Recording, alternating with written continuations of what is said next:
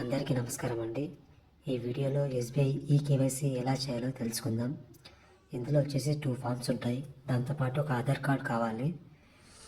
So form ఇలా ఉంటుంది.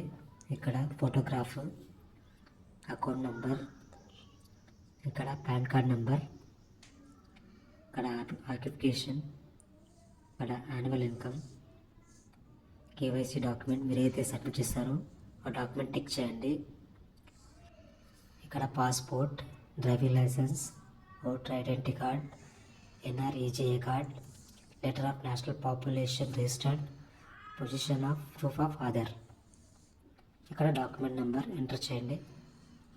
ఇక్కడ డేటు, ప్లేస్, తర్వాత ప్రస్తుతం ఉన్న current address, mobile number, email ID fill up చేయండి.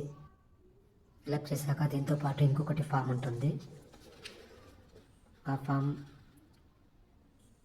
ఈ విధంగా ఉంటుంది. ఈ ఫామ్లో మీ యొక్క ఎస్బీఐ అకౌంట్ నెంబర్ అలాగే మొబైల్ నెంబర్ ఫిలప్ చేయండి. ఇక్కడ అప్లికెంట్స్ సిగ్నేచర్ చేయండి. ఫిలప్ చేశాక ఇంకో దాంతోపాటు ఆధార్ కార్డ్ పైన సిగ్నేచర్ చేసి ఎస్బీఐ బ్రాంచ్లో సబ్మిట్ చేయండి. వీడియో నచ్చితే లైక్ చేయండి, షేర్ చేయండి, సబ్స్క్రైబ్ చేయండి. Thanks for watching.